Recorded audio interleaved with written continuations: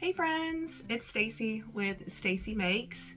I'm the owner of a crochet boutique called Apple Tree Boutique, and I like to make cute crochet plushies. So I am back this week with an update on our market. So if you haven't watched my previous videos, you can go do that to kind of see some of the market prep that led up to this day, some of my goals that led up to this day. I do these markets with my daughter, so I have an adult daughter who runs her own business called Old Soul Factory Crochet. She's on YouTube and Instagram and TikTok and everywhere as well. I'll leave her links in the description down below. We both stock the booth, which works out great because you can only crochet so much in every day. Your hands will hurt. I only have so much time. Me and her both work full-time jobs that are not related to crochet. And so what we do get to crochet is in the evenings and on the weekends when we have time. So it is nice to have a partner in building that inventory. So this week, I'll talk about this week, what led up to this market on Saturday, and then the market itself. I had made my inventory goals the 2 weeks prior. So I took it easy this week. I only made about $80 worth of inventory this week, most of which was on my lunch breaks and just a few things that I needed to wrap up. I did talk about in my original video that I had $1,900, almost $2,000 worth of inventory coming into my market prep, and my goal was to make $500 worth of inventory. I made $600, almost $700. I think actually I made right at $700 worth of inventory. So if you watch my previous video and you're thinking, Stacy, $2,000 worth of inventory plus $700 that you made, plus I made $50, $60 this week, you should have taken like $2,800 worth of inventory to your show. And the reality is that I took a couple $100s of that inventory to my antique mall booth. And then I also left my beanies, and I have some keychain wristlets and scrunchies. I left them all here. So I took $2,287 worth of inventory into this market. For a good show, my booth fee was only $50. For a good show, at 10 times my booth fee at least, but really $500-$600 would have just gotten rid of some of my inventory and made enough to just be like, okay, like that's enough of my inventory gone, but then I have enough for my next show, and I would have been pleased with that. But my expectation was made hopefully around $800 to $900. So this week I barely made anything. I put together all of my new market shelves. My new market props. I had some new shelving. I had some new little signs that had clothespins that I had to glue on the back of them. I did a mock setup with my daughter on Wednesday, which was really helpful because we had brand new shelves and we had a brand new size space, and we really just weren't sure how all of our inventory was going to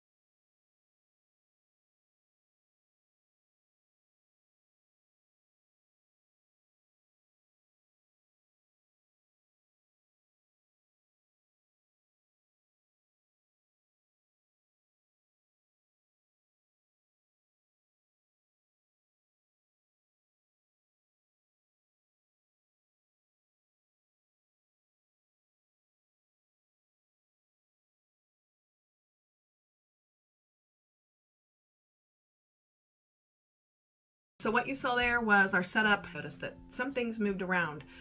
When you get there and the flow, just, you got to realize that, you know, the space changed orientation. And then we also, you know, we just needed to figure out how that was going to flow with where the checkout stand was now in the front aisle instead of what we thought was going to be the side aisle.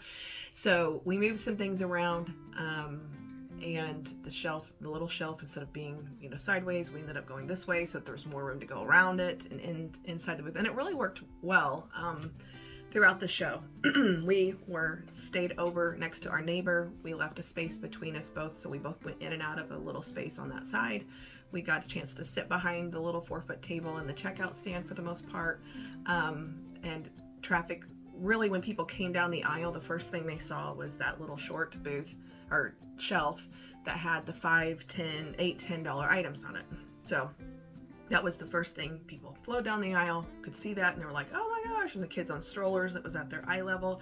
That was really great. And then we had our bigger items up on the taller shelf. And then we put things out on our table, our crates, our keychain rack was full, and then our checkout stand. So I think that's enough about really how we set the thing up. Really, 80% of our sales are in the morning before 12:30, 1 o'clock. You'll see in the video clips that we would take stuff that wasn't selling very well, like some of Tara's things that usually sell really well were on the very bottom shelf of that first front-facing shelf, or they were over on the back shelf. We moved and consolidated some of our bins, moved her snakes, for instance, up by the corner shelf where people could see them about mid-morning, because usually those are a really good item for her. We moved things around throughout the day just to kind of, and then we moved the snakes out by the end. She took them out of being knotted up, because like she kind of knots them like where they're coiled little snakes, and they're really cute. She took them out of the basket completely, and we laid them across the middle, and she sold one within 5-10 minutes of moving it there. So sometimes it's just about presence and where it is, and, you know, finding the right person to catch their eye, and that little shelf just really brought people in. So, and we had you saw the little clothespin signs on the front clips of the baskets. All of our stuff except for our $5 bin items and my keychains had individual pricing on them as well. But something about having those tags on those bins made parents know that I can tell my kid that you need to stay inside of this bin, and $5, you pick some out of here. Or you could have $10 to spend, so there's $5 and $8, $10 bins. You can look in these bins. And there was a few things out not in baskets that had the clothespins on them that were those price ranges too. But I really feel like that helped us this time. We did not have that before. And those clothespin little chalkboard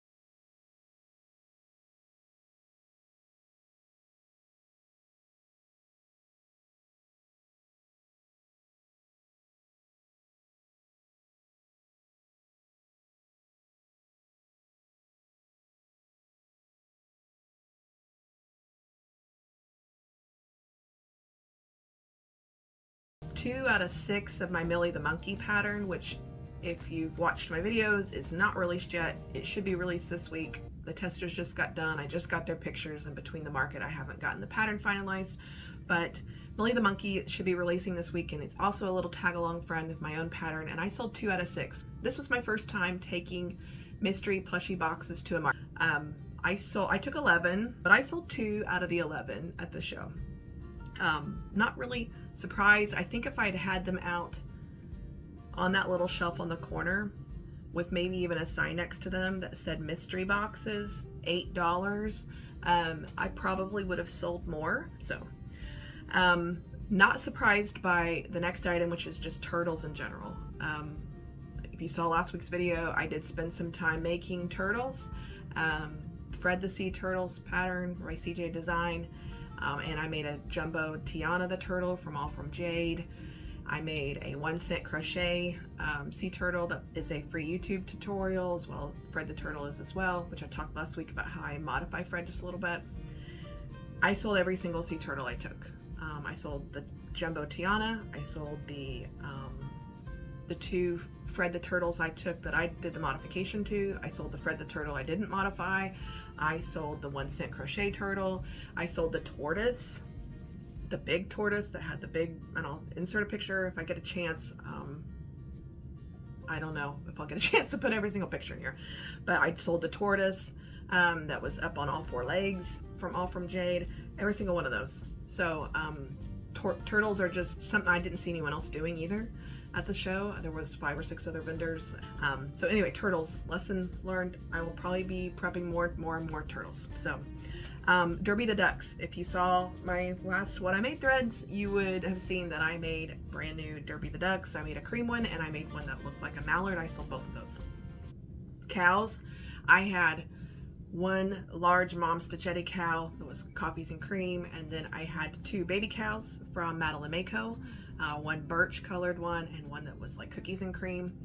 The little ones I sold, I know they're only little, but there's a lot of pieces, and I sold them for $24 a piece in both of them. And I sold the large Mom Stitchetti cow for $35. So all of the cows, the bigger-ish cows I took, I did have one jumbo cow from Katie Dids that was $40 that did not sell. Snugglers. So I had the blanky body snugglers. I had a few of those, and I had a few of the mini ones that had the legs, and then I had a few of the small size Mama Made mini snugglers.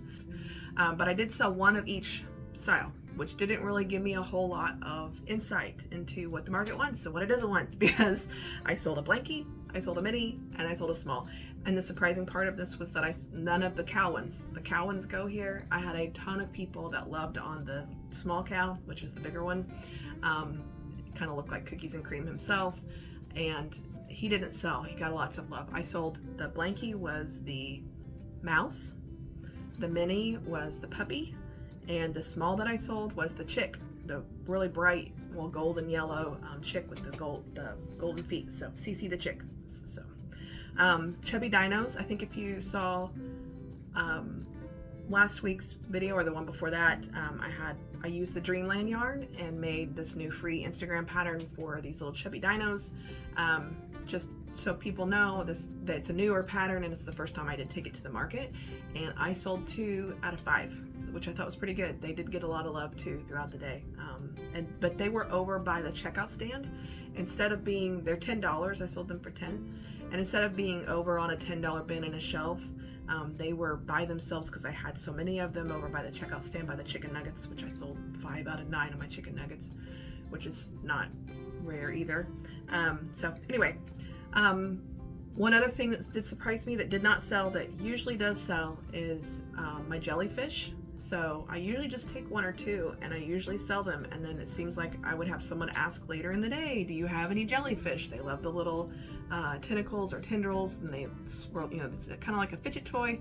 So I had 8, one of which was baby safe even. So I priced them at $18, which is not uncommon for me to price them at. I mean, I think that's what I sold them for at the last show. The show before that I did 15. But there's just so much work in all of the tentacles or tendrils that hang down from the jellyfish that I'm like, really? I'm gonna have to get 18 to really make it worth. And then also something else that surprised me was the baby fish from Stitch Sister Co. I had 7 of these, and half of them were baby safe and half were not. They got picked up here and there, but I didn't sell any. They weren't out either on the little stand. I didn't try to move them over there. The $5 items on the top shelf were doing so well that it was over by my mystery plushie boxes, and I felt like it was getting enough attention. It just didn't sell. So $2,287 worth of inventory. Total sales were $812. So $812 is good. $500 to $600 I would have been happy with. $800 to $900 was my expectation. I didn't add up how much of it was square and how much of it was cash, but I had a lot of cash and a lot of square. I would say it was pretty good half and half, which that was 36% of my inventory. In percentage, 36% of my inventory was a pretty good haul, which it was a good day. To me, it made it worth driving an hour. I was just out, some gas, some food expenses and booth fees, and it helped me pay for the yarn haul that I did after that, because when you sell $800 worth of plushies, and I mean, you're almost out of yarn, right? And so you have to go to Joann and Michael's to try to pick up some more yarn. Of course you do. So I did that. I won't show you every bit of it. It's yarn. So and it's a write-off.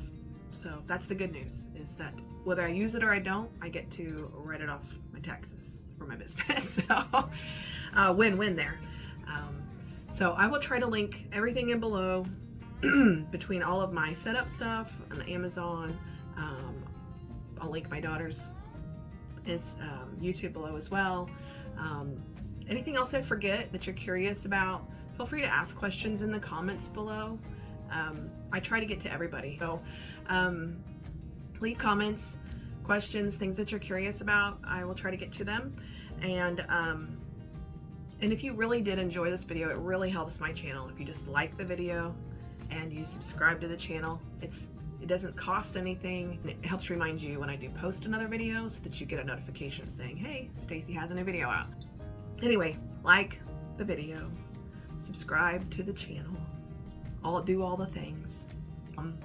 Just have a great week. I did film, just as a little bonus, I did film the mini tumbler, I have one here, the little mini tumbler tutorial.